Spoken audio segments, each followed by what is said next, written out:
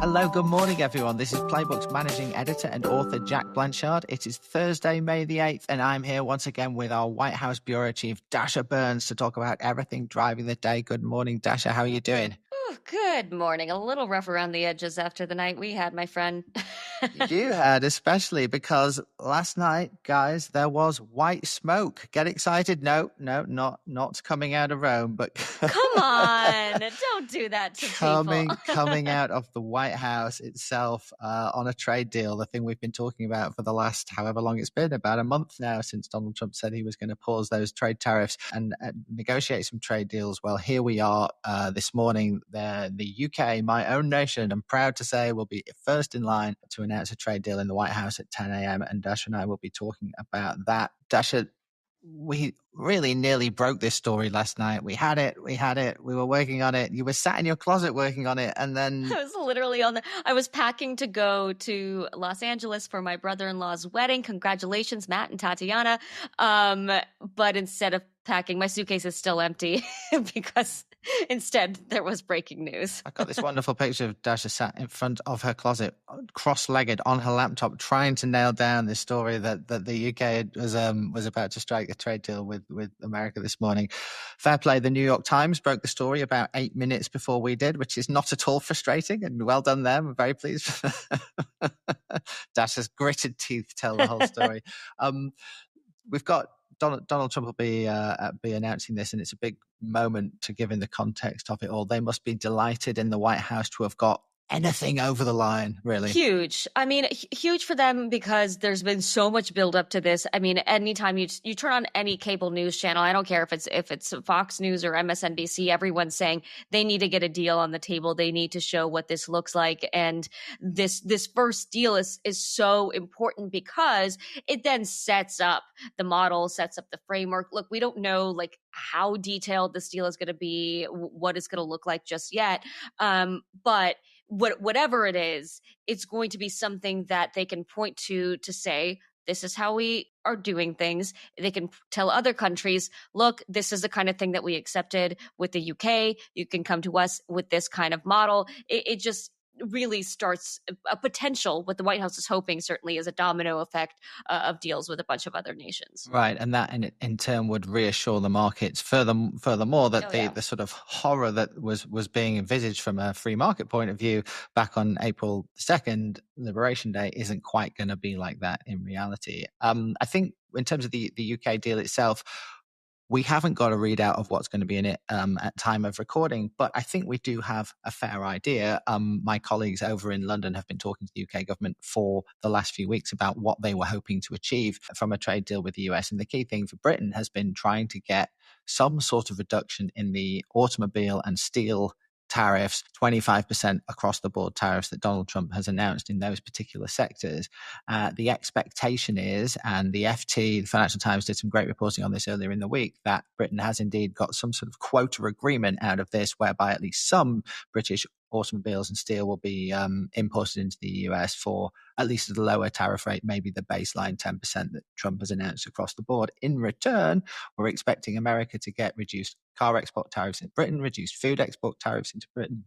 Britain also has something called the digital services tax, which is like I think it's a 2% levy on essentially on big tech firms that are based abroad. And that's something that's really riled successive American governments, because obviously the big tech firms are based abroad. They're basically American firms, right? And so that is another area where they've been trying to negotiate. So I think we can expect to see, although as I say, I haven't got this confirmed yet, a deal that looks something like that, as at least as an initial agreement between the two sides. Yeah, and I think that this is the kind of thing that Scott Bessent in particular is going to be an excellent messenger on. We have heard him this week. It's an interesting contrast between the conversation we've been having about President Trump and his comments about dolls and pencils, and Scott Bessent out there, delivering a pretty clear, clean message of this is going to the goal here, and and we've seen polling that reflects that voters are on board with this. The goal here is to ultimately benefit the American worker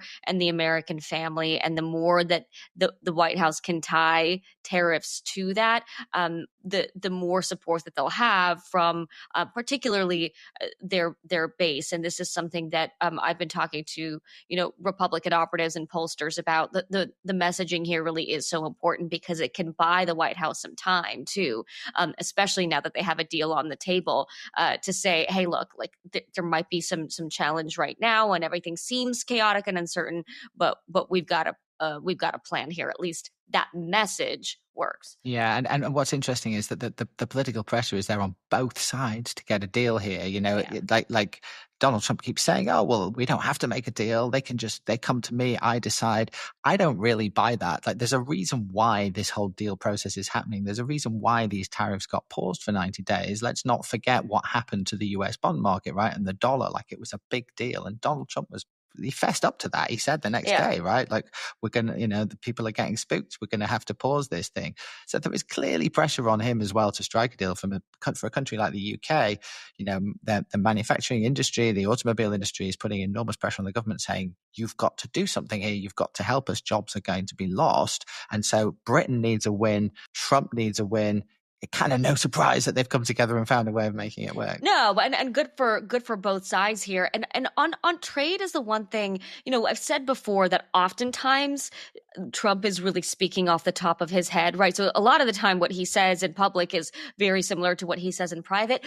On the trade deals thing, that's a little bit of a different story. He is doing his art of the deal thing. So what he says in public is sometimes, the goal is to spook people or to rile people up or to play defense or offense in his own way. So that's the one area where, like, you can't quite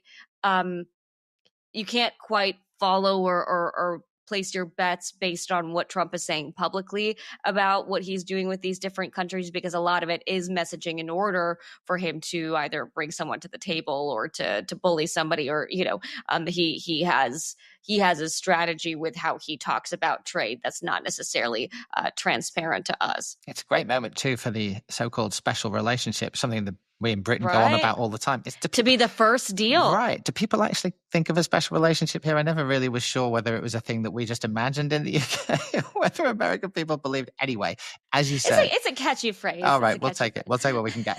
It's exactly that, though. Like it looked initially like the priority for the Trump administration was going to be trade deals with Asian nations. And we saw them moving quickly to talk to Japan, to Korea. There were talks, I think, with Vietnam as well. India suddenly seemed like the most likely one to do. And the UK sort of sneaked through the middle. And there's definitely some kudos and to having pulled that off. Keir Starmer, the Prime Minister, we're very happy. He struck up a good relationship with Trump, as we've said before on this podcast. And this is another big win for them, as long as the detail proves to be something that looks like a win. I also think the big deal here is the UK can now be a model for the EU, which is the much more complicated piece of this, where everyone's kind of tearing their hair out of how do you make a deal with the EU with this like massive countries that all have their own different needs and priorities. But what some folks behind the scenes have been telling me is that if you can make a deal with one nation over there, like the UK may not be in the EU anymore, but it does open the door to a bigger deal with that massive of countries that is the European Union. Maybe the flip side to that is that, there seems to be a reasonable amount of affection and love for Britain and even for Keir Starmer in the Trump administration. I do not detect that for the EU as an entity, right? He still hasn't had given JD Vance and all of that. Exactly. That Trump still hasn't had a proper meeting with Ursula von der Leyen, the European Commission president, now however many months into his second presidency, and it doesn't seem to be something that's happening anytime soon. But we shall see. I wonder if there'll now be a whole flurry of these deals, Dasha, in the next few weeks. That's certainly, Trump will want to give the impression of having some momentum, right? Of like, these things are just rolling and it's all good news to announce. Yeah, and I do think in a way that if they push for that, it could be possible, because again, I think everyone was looking just to see what what is Trump willing to agree to? Because he's been so all over the map in terms of the standards and the targets and the expectations here, that I think just to have something to reference and say, hey, you did this thing with the UK, why don't we do something similar? Of course, there are a lot of different factors with Japan versus the UK versus, of course, China, right? But to have something on the board is a, make no mistake, is a big deal in this major disruptive moment that we're in right now. You mentioned China. I just wanted to talk very briefly about world affairs, or even bigger world affairs than this. Dasha, away from the economy, President Xi Jinping is in Moscow today and tomorrow for talks with Vladimir Putin, two of the big power players who used to be seen as the sort of almost like the enemies of America. I don't quite know how we categorize Vladimir Putin anymore, but that is supposed to coincide with a 3-day Russian ceasefire in Ukraine. Yeah. So that all of that means that topic is very much to the fore. And I was at the Munich leaders meeting in DC yesterday morning, watching JD Vance speak there about Ukraine, and it was fascinating to see, Dasha, that he struck a much more conciliatory tone towards Europe, towards all of those issues, than at the Munich speech that we were discussing on the podcast yesterday that you were at. But he really went for it in the most aggressive way. He was not like that in DC. Of course, yesterday. You get the nice conciliatory, JD. Absolutely, but chatting to some of the sort of, how can I put them without saying who they are, like global security type people that attend these conferences, and you'll know the sort of people I'm talking about. They're experts. They work for big organizations, or they're aides to leaders of different countries, and so on. They were really pleased and relieved, I think, to hear JD Vance yesterday say things like, Europe and America are and will always be on the same team. You'll never drive a wedge between them. That was the kinds of noises that he was making, much, much warmer than when essentially he was the one driving a wedge. Are you surprised to hear that Vance in particular, but I guess the Trump administration more generally, would be talking in those terms about Europe, or should we expect this sort of going one way than the other?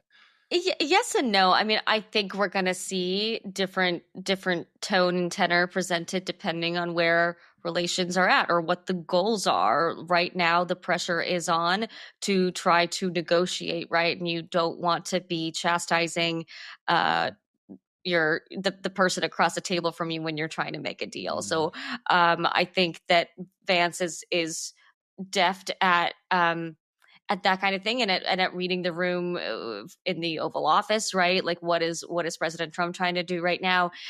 He has his own views on all of this stuff, but he is the vice president. And so I think there are moments when President Trump wants Vance to be that bulldog and he lets him off the leash and lets him do his thing. And then there are other times when he's like, all right, reel it in, and here's what we need to get done. And the reason that Vance has been so far succeeding as a vice president is because he does know when it's his turn to do which. Right, absolutely. I remember Marco Rubio, the Secretary of State, saying, I think a week or so ago, that like this is the week that America's going to need to decide whether it's going to get a deal on Russia, Ukraine, or if it's going to have to walk away. Well, that moment seems to have come and gone. Nobody's got a deal and nobody's walked away. You just wonder what's going on. But the next week is going to be so critical. I mean, when they travel to the Middle East, the number of global crises that are happening right now. I feel like this has been the week of, if you're watching a television series, right? It's like the setup episode. It's the rising action where all of these things that are about to come to a head are setting up in position. And I think over the next week, maybe two, but really, I think between now and the end of next week, we're going to see some climaxes in a number of these areas. And you're talking Israel, Gaza, you're talking maybe Ukraine, Russia, and of course, India, Pakistan is still a thing. And maybe we'll get a new pope as well. Who knows? Maybe it'll That's all right. happen at once. We could actually get white smoke. The real deal. All right. We'll leave it there. Dasha, thank you so much for joining us. You can find more of this conversation by listening to Playbook Daily Briefing, wherever you get your podcasts. For more of our thoughts on this and anything else you need to know today, please read Playbook this morning at politico.com/playbook. Thanks so much for listening. I'm Jack Blanchard. That was Dasha Burns. Thanks, Dasha. Hang in there, team. See ya. See ya.